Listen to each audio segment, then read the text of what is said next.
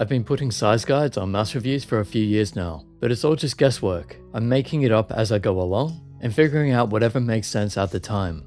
I started this channel after I realized my aim hadn't been right for about 5 years. I had been using the Razer Death Adder for all that time. I thought back to when my aim was best, and it was with the Razer Diamondback. So I did some research and found a small, good gaming mouse, the Logitech G302. I started using that and instantly saw the difference. I was able to aim again. Now, obviously not everyone is going to play better with a mouse that size. It does depend on your hand size. So I went about guessing what would suit people. That was RJN 1.0. My hand is about 18 by 9 centimeters, so if your hand was larger, the mouse might have been okay. Not much help, but a little. For RJN 2.0, I realized the mice I liked were about 60% of my hand measurements. So I put that to the community. It's still just a guess, but it seemed a really good starting point, and it was up to you if you wanted to go smaller or larger.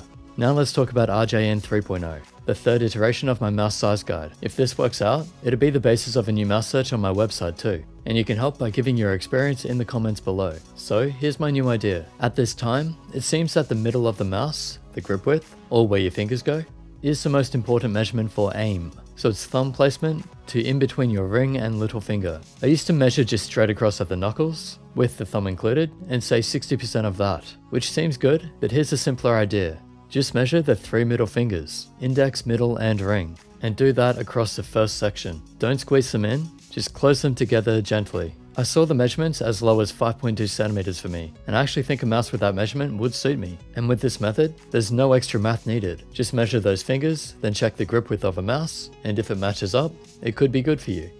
As always, if you want your best aim, you want to go as thin as possible. But if comfort is an issue for you, then go a bit wider. You'll lose some aim, but at least your fingers won't cramp up. That said, on the Diamondback, it took me 3 weeks before my fingers stopped hurting. It was such a different shape. I really had to put the time in to get used to it. So if you're in the market to try something new and see how good you can get, I would recommend getting something slightly smaller than the 3-finger measurement. Again, that's for aiming. Now for grip, we look at the length of the mouse. This is also a new idea, and it also depends how you're holding the mouse. But as a general guide, just measure your middle finger from tip to behind the knuckle. For me, it's about double my grip width, 10.7, 10.8 centimeters. The Zowie FK2 is a good width, but it was too long for me. I'll have to keep on explaining these things in the reviews, but hope this helps for now. Let me know in the comments what you find, and just to repeat, for aim, measure your 3 fingers together and find a mouse with a midsection about that size. And for grip, find a mouse that has the length of about your middle finger, including the knuckle. And we'll see how it goes. What you can list is your measurements, so 3-finger measurement, middle finger measurement, then what mice you've tried, what you liked, what you didn't like, and which mouse you found you aimed best with.